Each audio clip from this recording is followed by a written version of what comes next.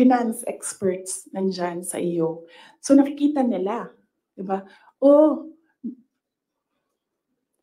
President, Mr. President, ito po yung NEP natin.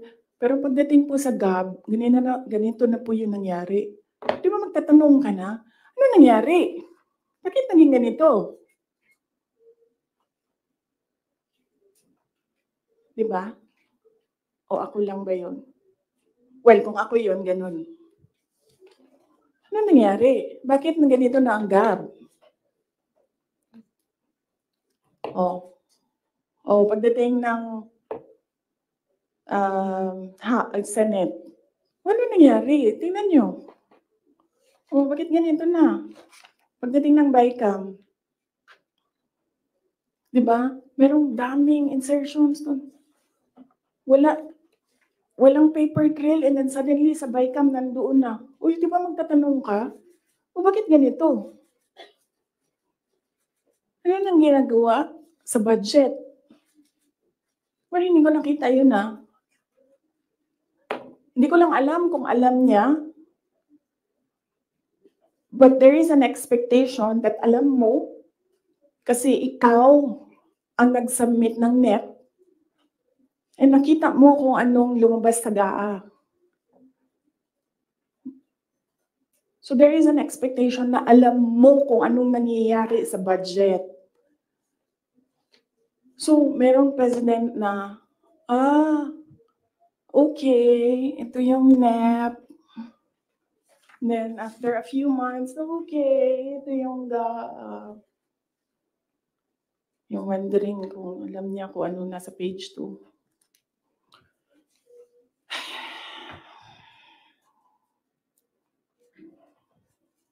So, that's DepEd, budget.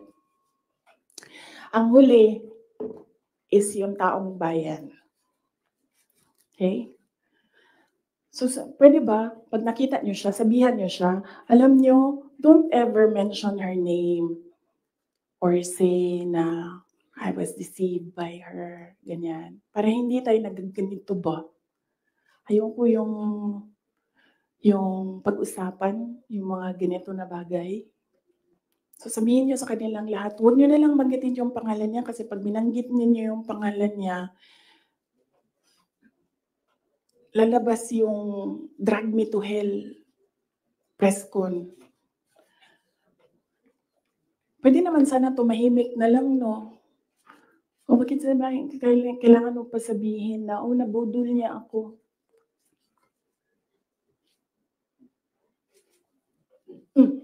So, taong bayan.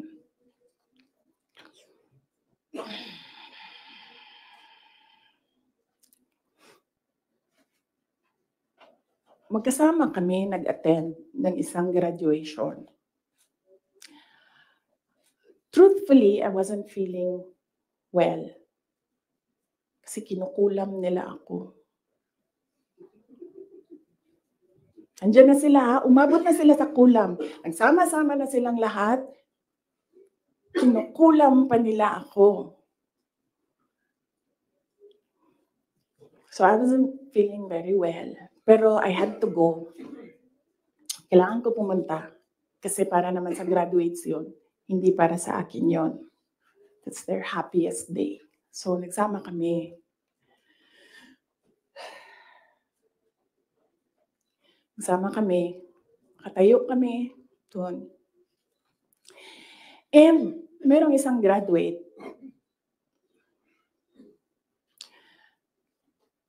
na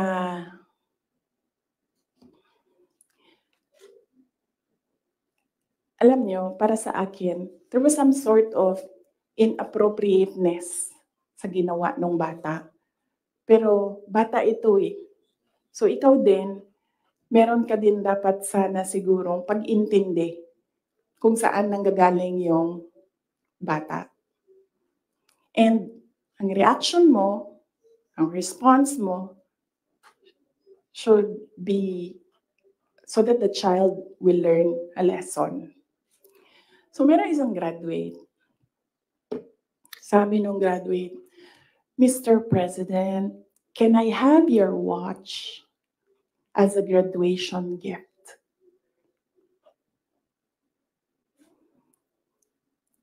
And narinig ko, tabi ako, di ba?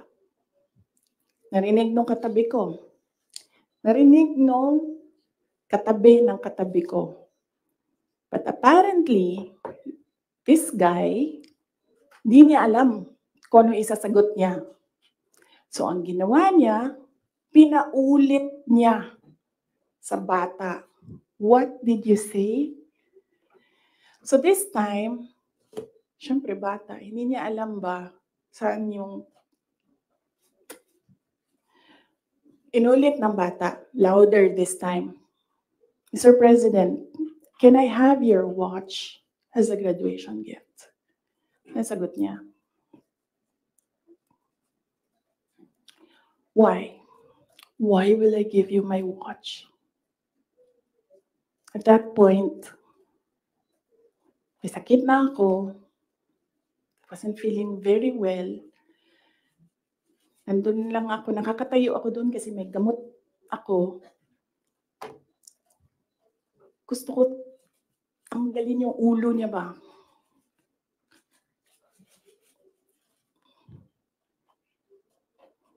I realized toxic na yung relationship.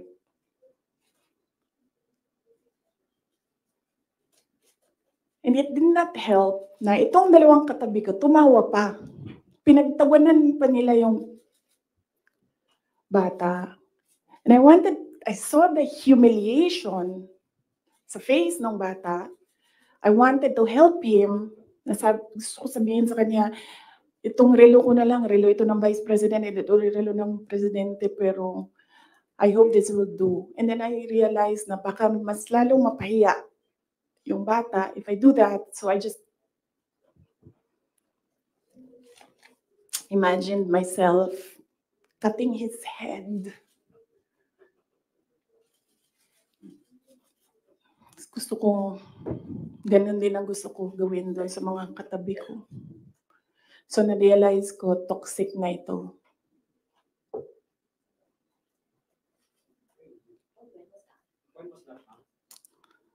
One of the graduation, hanapin niyo yung footage, makikita niyo doon yung mukha ko. Tsaka mukha niya. I-lip read niyo yung sinasabi niya. Why? Hanapin niyo yung footage, ma'am. Magtrabaho kayo konti, mag-research kayo.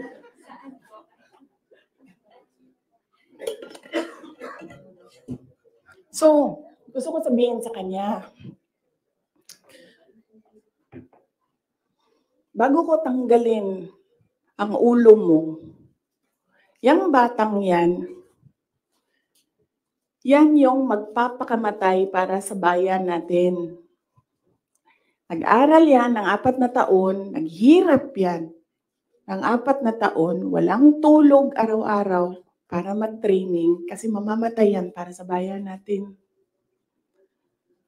Yan yung batang yan ang mapuputulan ng daliri diyan sa fiasco ninyo sa West Philippine Sea. And then I'll cut his head. So doon, na-realize ko, toxic na, di ba? Ganyan na yung imagination mo. Ang imagination mo, sinasakal mo na yung tao. And then I said, this is over.